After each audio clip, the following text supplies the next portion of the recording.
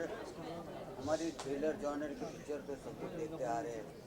हम लोग को भी एज ए डायरेक्टर है सर, ऐसी उनके अंदर ऐसी बात थी कि हम लोग डिफरेंट टाइप का सब्जेक्ट करें, और हम लोग ने सब्जेक्ट सुना, हमको बहुत अच्छा लगा, और हम लोग ने सोचा इस टाइप की फिल्म करते हैं, क्योंकि राइट एक्टर मिलना बहुत ज़रूरी है।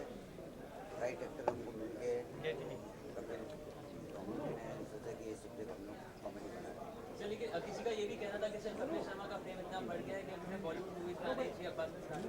तो is it true also sir that Bollywood आना ही चाहिए, ही करें तो सर मतलब नहीं है क्या, किसी ने क्या कहा? Sir there are people who been saying कि हां the fame has been getting conquered on a huge level, so उनको बॉलीवुड मूवीज में भी आना चाहिए, गुड कॉमेडी जॉनर। सर ये लोगों का प्यार है, और मेरे लिए बहुत बड़ी बात है कि मैं पहली फिल्म जो है अब्बास मस्तान सर के साथ कर रहा हूँ। इनकी फिल्म देखी थी बाजीगर पहली बार मैंने, तो शाहरुख आते हैं जब घोड़े पे और म्यूजिक आता है बाजीगर में, तो मैंने नहीं कभी जिंदगी में सोचा था कि मुझे ये लोग कभी मुझे कास्ट करेंगे फिल्म में, तो मेरे लिए तो बहुत बड़ी बात है। अच्छा कपिल, आपने इनको कॉमेडी की तरफ मोड़ा है जी, और क्या एक्शन भी देखने को मिलेगा? क्योंकि इनका जॉनर जो है वो एक्शन में सर ये ना एक्चुअली लेबल लग जाता है इंडस्ट्री में कि अब आप देखिए अब्बास मस्तान सर की जितनी भी आप फिल्में देखेंगे, आपको कॉमेडी कभी भी मिसिंग नहीं मिलेगी। आप अगर बाजीगर देखें, खिलाड़ी देखें, बादशाह देखें आप, तो ये लोग बना देते हैं ऐसा, अदरवाइज ये नहीं है। मुझे ये लगता है कि जिसको रोटी बेलनी आती, वो चाहे कुलचा बेले, चाहे भटूरा, चाहे चपाती, तो वो कुछ भी कर सकते हैं। सो डायरेक्शन उनको पता है, उनको म्यूजिक की सेंस है, उनको स्टोरी की सेंस है। सो कॉमेडी हमेशा उनकी फिल्मों में रही है। हाँ, इस बार ये नया है कि आउट एंड आउट कॉमेडी जो है वो उन्होंने पहली बार करी है, क्योंकि इससे पहले मिला भी नहीं ना उनको। तो घर वाला एक्शन देखने को मिलेगा कभी? स्टैंड अप कॉमेडियन, जी। तो अभी आप जब एक्टर बन गए हो तो आगे चल के आप सारे जॉनर्स को सर बिल्कुल मैं ट्राई करूंगा। मुझे अब्बास भाई ने ये भी कहा कि तुम्हें एक्शन सीखना चाहिए, क्योंकि आगे चल के हम लोग कुछ ऐसा प्लान कर सकते हैं। पर मुझे ये लगता है कि स्टैंड अप कॉमेडी से लोग मुझे जानते हैं। मैं सीरियस थिएटर करता रहा हूँ 10-12 साल, उसका किसी को पता नहीं एक्चुअली, क्योंकि जो ऑब्वियसली जब आप टीवी पे काम करते हो, जब करोड़ों लोग एक साथ देखते हैं, तो जो चीज़ आप करते हो वही दिखती है, और वही उसी में लोग आपको मानते हैं। सो मुझे बड़े सालों बाद इसमें एक बड़ा क्लाइमेक्स सीन है जो हमारा, उसमें मुझे थोड़ा गंभीर और इमोशनल सीन भी करने का मौका मिला। तो फिल्म में सारे रंग हैं एक्चुअली, पर ये है कि मेन जो हमारी फिल्म है वो कॉमेडी है, तो मज़ा आएगा लोगों को। कपिल 70 mm पर पहली बार आप नजर आएंगे, 70 mm पर कॉमेडी करते हुए। ऐसा कौन सा कॉमेडियन है जिसको आप मानते हैं कि हाँ 70 mm पर कुछ ना कुछ अपने जैसा उनसे रिलेट करते हैं? सर मुझे नहीं लगता है कि कोई भी इंसान किसी के जैसा नहीं होता है, सब अलग होते हैं। पर मैंने हर किसी से कुछ ना कुछ सीखा है सर। अगर आप महमूद साहब की बात करें, तो वो ऐसे एक्टर थे कि उनका फिल्म में होना ज़रूरी समझा जाता था उस समय। अगर बच्चन साहब को आप देखें, तो वो जब कॉमेडी करते हैं तो लगता नहीं कि उनसे बढ़िया कोई करता है, और जब एक्शन करते हैं तो ये भी नहीं लगता कि उनसे बढ़िया कोई एक्शन करता है। गोविंदा सर हैं, अरशद वारसी हैं। सर अरबाज भाई के मैंने ये सीखा कि अपने काम पे फोकस करो, भाड़ में की दुनिया।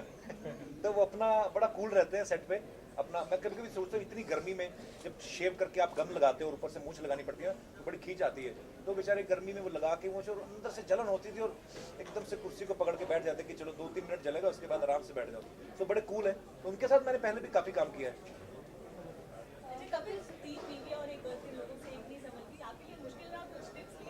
I am enjoying. ये रियल लाइफ में हो तो बड़ा पंगा है। ये अगर 3 बीवियां और होती भी नहीं होगी, मुझे नहीं लगता किसी की होती होगी। पहले ज़माने में होता था, राजा महाराजा रखते थे 365-400 बीवियां। मैं एक दिन कोई पे तो पढ़ रहा था, मैं वहाँ पे लिखा हुआ था, एक हमारे अमेरिका में कोई रेस्टोरेंट था, उन्होंने सब इंडियन राजाओं की फोटो में लगाई थी कि ये हो गया, वो हो गया, इतने इसकी बीवियाँ इतनी थी इतनी। मैं सोचूं अंग्रेज तभी घुस गए भारत में, क्योंकि ये तो इसी चक्कर में बिजी रहे होंगे। पर नहीं, it's a very tough thing कि, पर हाँ ये फिल्म में तो एक लाइट मूड रहता है, तो ऑब्वियसली मैं एंजॉय करूंगा क्योंकि ये फिल्म है। सो मज़ा आया फिल्म करके। कपिल सर, वैसे तो आप अपने शो पे जैसे जब स्वच्छता अभियान आया था तो उसको दिखाते थे, अब ये जो इनिशिएटिव है जिसके लिए आपने बताया, तो आप इसको भी अपने शो पे प्रमोट करेंगे?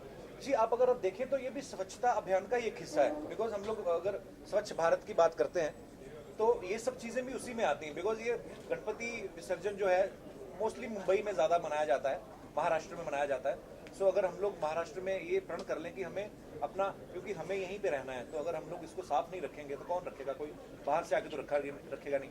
अगर हम लोग कभी बाहर जाते हैं, सबसे पहली चीज़ हम लोग ढूंढते हैं, चॉकलेट खा के भी रैपर ढूंढने के लिए कि डस्टबिन कहाँ है, लेकिन अपनी कंट्री में हम लोग लिबर्टी ले लेते हैं ये।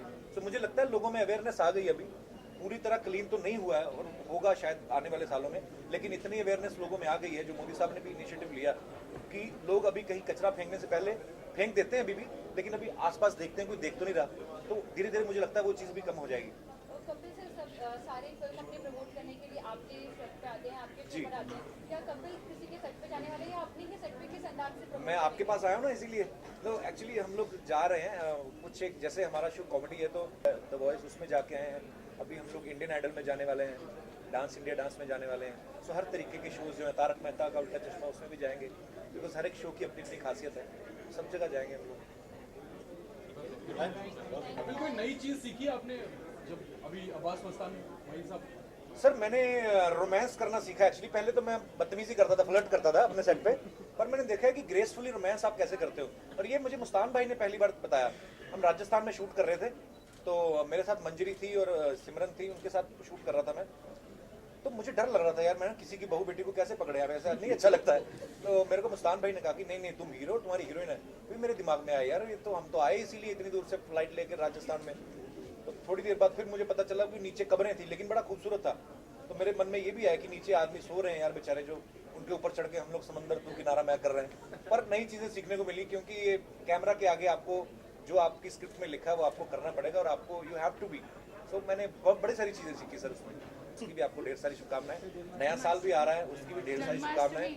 जन्माष्टमी भी आ रही है, उसकी भी आप सबको ढेर सारी शुभकामनाएं। भगवान आपको खुश रखे, तंदुरुस्त रखे, आपके परिवार खुश रहें, और बस खुशियाँ खुशियाँ। कपिल सर, लास्टली अब जब आपने बोला कि आपने रोमांस करना सीखा पहले एक बात बताओ, स्कूल नहीं गई आप आज? बड़ी छोटी सी जर्नलिस्ट है यार। 6 बजे। ओके कपिल सर, अच्छा। आप अभी आपने बोला कि आपने रोमांस सीख लिया, तो अभी आप शिमोना को साथ रोमांस करेंगे या फिर अभी भी उनको ऐसे ही? Asha, you are talking about that girl who comes in TV. पर एंजॉय भी उसी चीज को करते हैं, यूनिवर्सल ट्रूथ है ये। कम से कम हमारा कल्चर ऐसा तो है कि एक ही बीवी के साथ रहते हैं। दूसरे लोग तो वो कैलेंडर की तरह बीवियां बदलते हैं बाहर दूसरे देशों में, अगर आप देखो तो। ये मुझे लगता है कि मैं नहीं बदलूंगा, मैं उसके साथ ऐसे ही रहूंगा। वो भी तो मुझे मारती है, उसके बारे में कभी नहीं पूछा किसी ने।